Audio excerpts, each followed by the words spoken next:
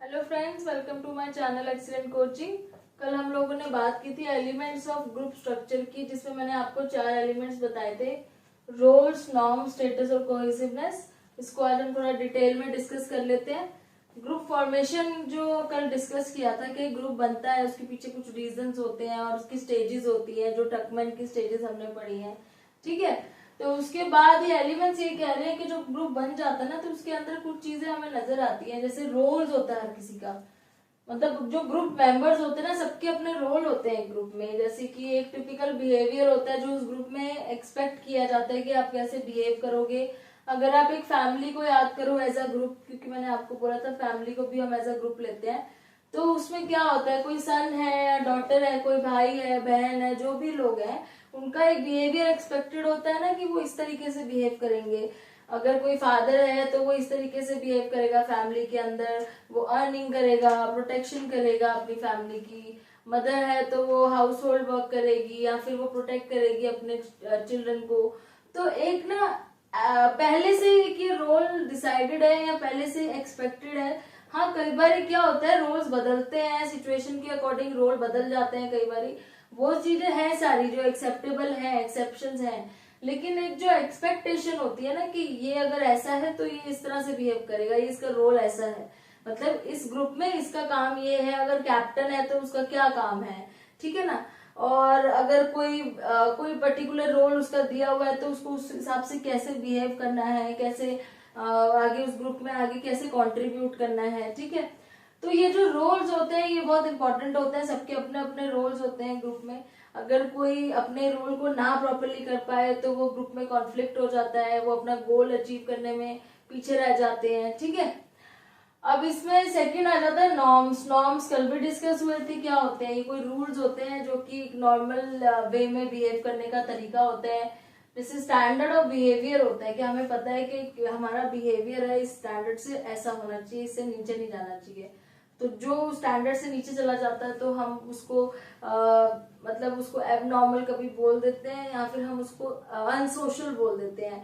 क्योंकि अगर हम सोसाइटी की बात कर रहे हैं तो उसको अनसोशल बोला जाता है। सोशल ग्रुप, सोशल बिहेवियर क्या होता है, जो कि नॉर्म्स के स्टैंडर्ड के मैचिंग हो या उससे भी और अच्छा हो।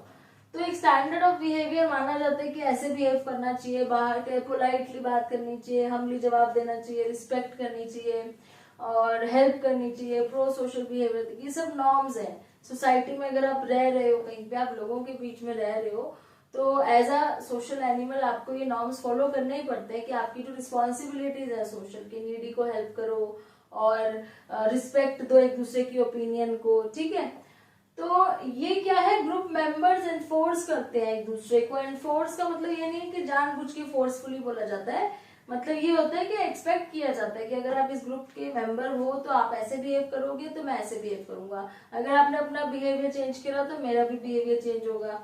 ठीक है, अनस्पोकन रूल्स बोलते हैं क्योंकि ये जनरली कहीं लिख के नहीं दी जाते कि आपको ये लिख के दे रहे हैं आपने ऐसे बिहेव करना है, ये ऑटोमेटिकली लोगों को पता होते हैं। अगर आप फैमिली की सिचुएशन भी ले लो तो हमें पता है कि एक डॉटर को, एक सन को किस तरीके से फैमिली में पेरेंट्स की रिस्पेक्ट करनी चाहिए और हेल्प करनी चाहिए। अगर कोई ब्रदर सिस्टर है तो वो एक दूसरे के साथ कैसे एज अ फ्रेंडली मैनर में या फिर एक दूसरे की केयर करनी चाहिए।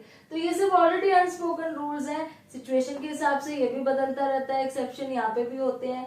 ऐसा नहीं है कि हर जगह सेम है, एकदम फिक्स्ड है, हर कोई इसी के ऊपर चलता है, ऐसा नहीं होता है। बहुत जगह पे कॉन्फ्लिक्ट भी होते रहते हैं फैमिली में अलग अलग, क्योंकि रोल क्या है ना कि रोल जो चलते आ रहे हैं नॉर्म्स और रोल्स के, आजकल के लोग जो है वो कोशिश करते हैं कि उसको कुछ चेंज करा जाए।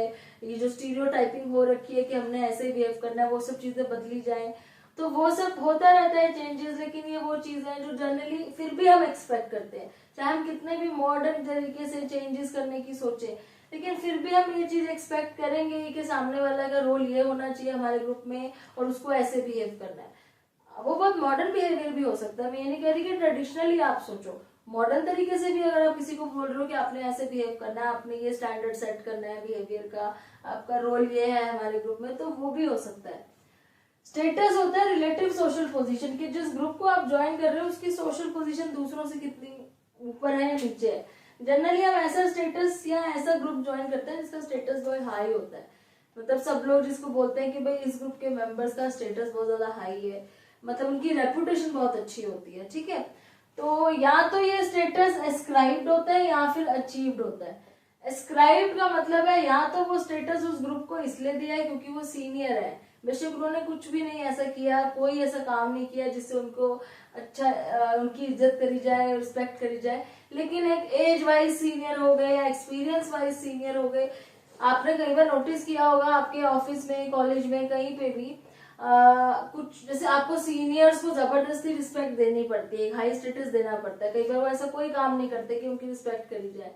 ऑफिस में कई बार ऐसा होता है कि आपके जो ओल्ड कोलीग्स हैं, आपके सीनियर्स हैं, जो आपसे बहुत पहले से काम कर रहे हैं, आपको उनको एक स्टेटस हाई देना ही पड़ता है, बेशक आप उनसे ज्यादा बेटर काम करते हो या उनसे ज्यादा बेटर हो काम करने में, ज्यादा ऑनेस्ट हो, ज्यादा लॉयल हो, लेकिन वो लोग बिकॉज वो सीनियर है आपको उनको एक स्टेटस हाई देना ही पड़ता है, ठीक है। तो ये एस्क्राइब वो होता है जो सीनियोरिटी की वजह से किसी को आपने हाई स्टेटस दे रखा है, किसी ग्रुप को। तो जनरली क्या होता है, लोगों का ये टेंडेंसी होती है कि वो हाई स्टेटस वाले ग्रुप के साथ रहे ताकि उनकी भी इमेज अच्छी बने उनके साथ। अचीव्ड होती है जब हम मेहनत से कोई स्टेटस कमाते हैं, जब हार्ड वर्क से, एक्सपर्टीज से, अपने काम में एकदम एक्सपर्ट होके, हार्ड वर्क करके, परफेक्ट काम दिखा के, लेकिन इसमें काफी टाइम लगता है क्योंकि धीरे धीरे धीरे दिखती है ये चीज। तो जो अपने एक्सपर्टीज से, हार्ड वर्क से अचीव करे वो हो गई अचीव स्टेटस। तो ये दोनों ही स्टेटस के तरीके हैं, लेकिन हमारी ये होती है टेंडेंसी कि हम उस ग्रुप के साथ अपना ग्रुप बनाए, उसके मेंबर बने जिसका स्टेटस हाई है, ताकि ऑटोमेटिकली हमारा भी उसके साथ जुड़ के स्टेटस हाई हो जाए, ठीक है। फिर आता है कोहेसिवनेस। कोहेसिवनेस का मतलब होता है एक साथ जुड़े रहना, एक साथ। तो ग्रुप में क्या होता है, टुगेदरनेस होती है, तभी तो वो ग्रुप है ना। तो ग्रुप में टुगेदरनेस है, म्यूचुअल अट्रैक्शन है एक दूसरे के लिए, ठीक है। अट्रैक्शन का मतलब यहाँ पे कि आप बोलते हो कि भाई ये मेरा ग्रुप मेंबर है, ऐसे बोलते हो आप, चाहे वो फैमिली मेंबर हो, चाहे वो आपका ऑफिस में कोलीग हो, कोई भी आप एग्जांपल ले सकते हो। Member feel for each other, कोई ना कोई फीलिंग होती है एक दूसरे के लिए, जिसके आप रोज डेली मिल रहे हो, जिससे आपकी इंटरेक्शन हो रही है। इंटरेक्शन तो हो ही रही है क्योंकि सारा ग्रुप तभी बनता है जब इंटरेक्शन होती है। सोशल यूनिट आप एक बन जाते हो। एक सोशल यूनिट मतलब आप एक सिंगल, अपने आप को एक सिंगल यूनिट बोलते हो कि हम ये हैं, हमारी ये फैमिली एक यूनिट है, हमारा ऑफिस एक यूनिट है, ठीक है। टीम स्पिरिट आ जाती है आपके अंदर। टीम स्पिरिट क्या होती है कि सारे एक साथ मिलके काम करेंगे, एक साथ मिलके गोल अचीव करेंगे, एक दूसरे को मोटिवेट करना। कोई अगर बीच में मेंबर वीक पड़ रहा है या अपने रोल से वो पीछे हट रहा है किसी मजबूरी से, तो उसको जाके सपोर्ट करना। बिलोंगिंगनेस टू द ग्रुप आ जाती है कि हम इस ग्रुप को बिलोंग करते हैं, आप सबको बताते हो हम इस ग्रुप को बिलोंग करते हैं, कोई भी पूछता है बहुत प्राउडली बताते हो, ठीक है।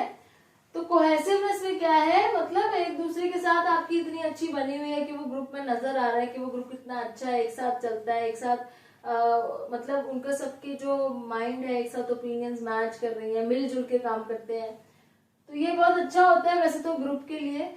लेकिन यहाँ पे एक वर्ड है ग्रुप थिंक, जो कोहेसिवनेस की वजह से होती है। जब कोहेसिवनेस बहुत ज्यादा हो जाए ना, जरूरत से ज्यादा कोहेसिवनेस हो जाए जो कि नहीं चाहिए होती, जरूरत से काफी ज्यादा, तो उसको बोलते हैं group think.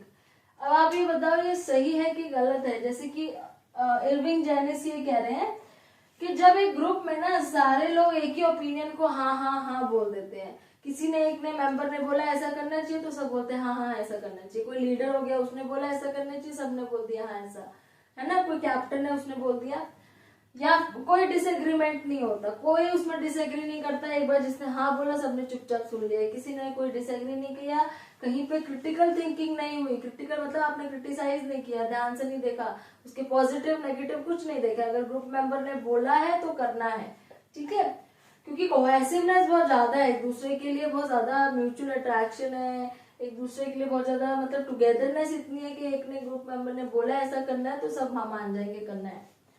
No alternative course of action, एक चीज हमने सोच ली, अगर डिसाइड कर ली ये चीज हम करेंगे, उसके अलावा कोई ऑप्शन सोचना ही नहीं है। क्यों? क्योंकि कोई डिसएग्री नहीं कर रहा कि नहीं इसके कुछ नेगेटिव पॉइंट्स भी हो सकते हैं ऐसा करोगे तो कोई कोई मतलब अलग अलग बैकअप नहीं सोचना, कोई और एक्शन नहीं सोचना कि मतलब ऐसे नहीं हुआ तो फिर क्या करेंगे। नो आउटसाइड ओपिनियन, बाहर से किसी की ओपिनियन नहीं लेनी, जो ग्रुप मेंबर्स ने सोच लिया वही करना है। कोई ओपिनियन बाहर वाले की नहीं लेनी और कोई फीडबैक भी नहीं लेना। अगर कोई मान लो कोई बोल रहा है कि भाई आपके ग्रुप जो ने सोचा है करने के लिए वो इतना अच्छा तरीका नहीं है, इससे बेटर भी कुछ हो सकता है, तो वो फीडबैक इग्नोर कर दिया जाता है। इसको बोलते हैं ग्रुप थिंक। तो ये क्या है, नेगेटिव है पॉजिटिव है? ये बहुत ज्यादा नेगेटिव चीज है, क्योंकि अगर आप ये सोचोगे कि आपके ग्रुप की मतलब कि आपके ग्रुप के अंदर का जो बैलेंस है, हार्मनी है, वो ना खराब हो, इसलिए आप गलत चीज पे भी हाँ हाँ करते जाओगे। आपको लगेगा कि जो एग्री कर रहे हैं सारे वो सही नहीं है, या उससे भी अच्छा तरीका हो सकता है, और फिर भी कोई बोल नहीं रहा है इस चक्कर में कि अगर बोलेंगे तो झगड़ा हो जाएगा ग्रुप में, हार्मनी खराब हो जाएगी, एक दूसरे का रिलेशन खराब हो जाएगा। तो ये अगर ऐसे करेंगे ना तो क्या होता है कि आपका जो है ना काम बहुत नेगेटिव में ही चला जा सकता है, क्योंकि आप इसमें कुछ सोचते ही नहीं हो कि क्या इसका क्या नुकसान हो सकता है। बस आपने डिसाइड किया तो सबने डिसाइड कर लिया पूरे ग्रुप में। तो इसको ग्रुप थिंक बोलते हैं, जो कि बहुत नेगेटिव होता है, और ये तब होता है जब कोहेसिवनेस बहुत ज्यादा हो जाती है ग्रुप के अंदर, और ये नहीं होना चाहिए। ये ग्रुप के लिए बहुत हार्मफुल होता है, क्योंकि एट द एंड क्या होता है, जब आपका कोई गोल अचीव होने से रह जाता है बिकॉज आपने सारे ऑप्शंस नहीं सोचे होते, क्रिटिकली नहीं सोचा होता, किसी की ओपिनियन नहीं ली होती, तो आपका गोल अचीव नहीं होता, और फाइनली उसकी फ्रस्ट्रेशन से ऑटोमेटिकली ग्रुप टूट जाता है। तो जब ऐसा होना तो ये भी बहुत नेगेटिव है। आपके ग्रुप में कोहेसिवनेस होनी चाहिए, लेकिन साथ में सब लोगों को अपनी ओपिनियन रखनी चाहिए। अगर कोई डिसएग्री है तो उसको सुनना चाहिए कि वो क्या कहना चाह रहा है। अगर किसी के पास ज्यादा बेटर ऑप्शन होता है, तरीका होता है, उसे भी सुनना चाहिए। बाहर वालों का भी फीडबैक लेना चाहिए अगर ग्रुप के अंदर कोई चीज प्रॉब्लम है जो नहीं सॉल्व हो रही है। तो ये ग्रुप थिंक जो है नेगेटिव चीज है, कोहेसिवनेस बहुत ज्यादा बढ़ जाए तो एलिमेंट्स ऑफ ग्रुप स्ट्रक्चर यहाँ पे फिनिश होते हैं। इसके बाद नेक्स्ट वीडियो में डिस्कस करेंगे। Thanks for